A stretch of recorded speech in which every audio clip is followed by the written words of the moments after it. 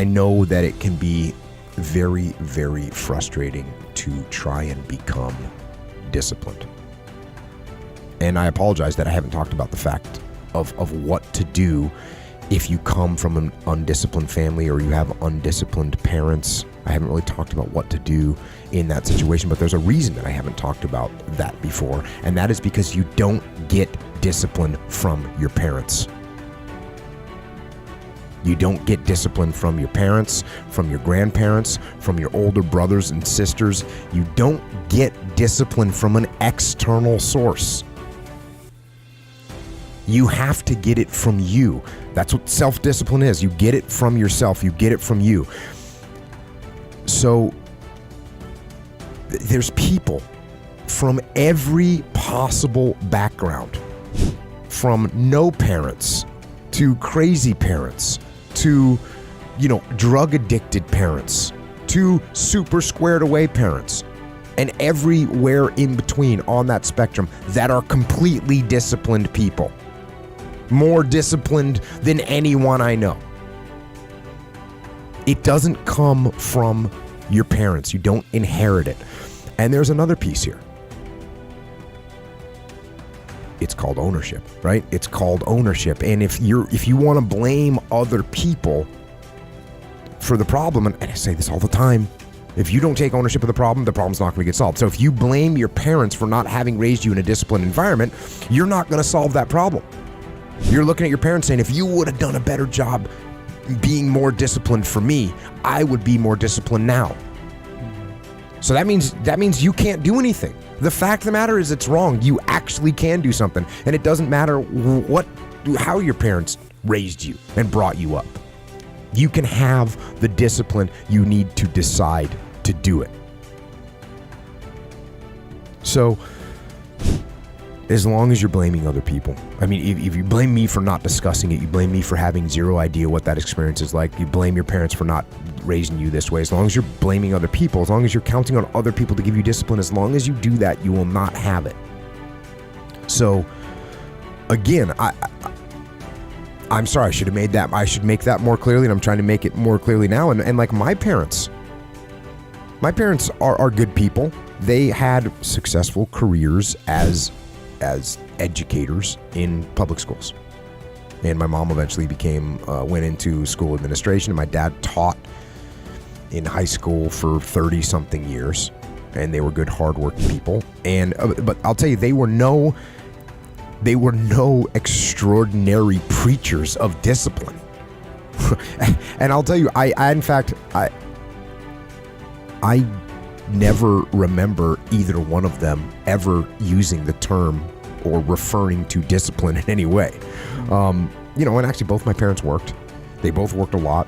My dad was coaching sports and we're doing after school stuff. My mom, same thing. Like, we were on our own a bunch. My parents were gone in the morning. We got ourselves to school. When we got home in the afternoon, they weren't home. So it wasn't like they were setting up this rigid, disciplined manner for me, right? Yeah. And you can see this with families, many, many different families. There's families that have kids that the parents are very disciplined and the kids are wild and out of control. Sometimes it problematically so, right? Kids that come from really good families, but they get addicted to drugs, lack of discipline. Kids that come from really good families, but they spin out of control and go in the wrong direction. And there's also the opposite, which is, hey, the parents weren't around, or the parents were abusive, or the parents were drug addicts, and all of a sudden the kid comes out of that and is squared away, is awesome. And we saw that all the time in the SEAL teams. And I've said that before on this program. It doesn't matter where your background is. It is what you decide to do. Yeah. And I'll tell you another thing. It's not even from the military. Like, the military requires discipline, obviously. But there's plenty of people in the military that don't have it, right? And many people lose their discipline when they leave the military because it's not being imposed on them anymore. So, I mean, just go look around. Being in the military does not make you a disciplined person. Being from a disciplined family does not make you a disciplined person. Being in a disciplined group does not make you a disciplined person. What makes you a disciplined person is choosing to be disciplined. So,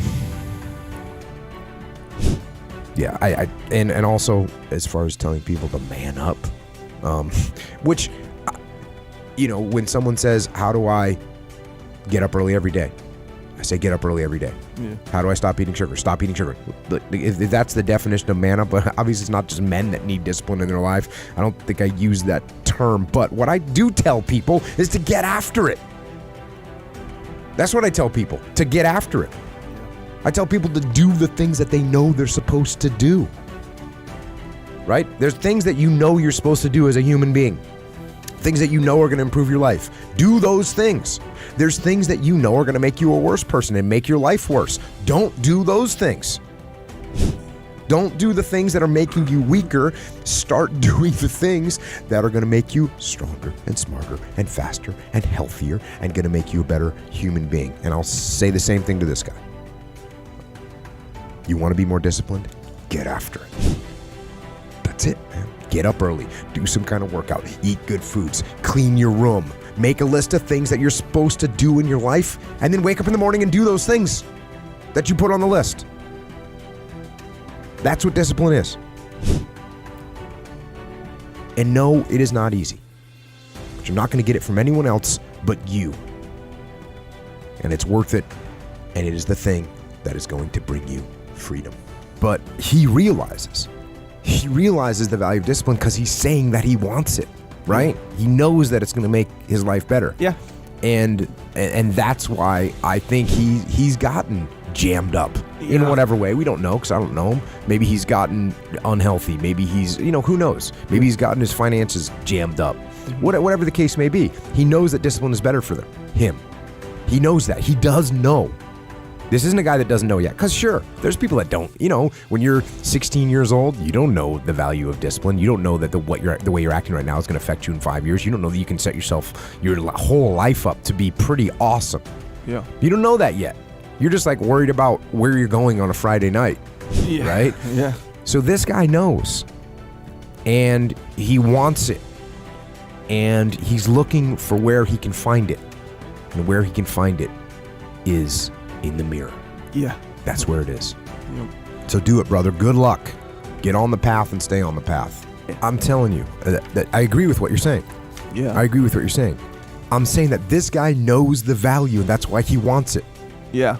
It's like when you realize that you got denied for something, and you're like, oh, credit has value. I understand that now. Yeah. Something happened in his life where he said discipline has value. I know that now. Yeah. But you did credit repair. And what you said was, okay, I need to go out and repair my credit. You didn't say, hey, you know what? My mom didn't tell me about bad credit, and now I have bad credit. Yeah. So now what am I supposed to do? Yeah. You know who repaired your credit? Who repaired your credit? You took responsibility for it and said, okay, I'm going to get my credit. You talked to your wife because she's smarter than you. Yes. And she was like, hey, I will help this. Yeah. But it was you that said, okay, I got to get this fixed. Mm-hmm. And you got help. But you knew to reach out for help. But you're the one that ultimately is responsible for it. No one's going to hold your hand and bring you into any of those situations. You got to do it yourself. You got to have the discipline to make it happen.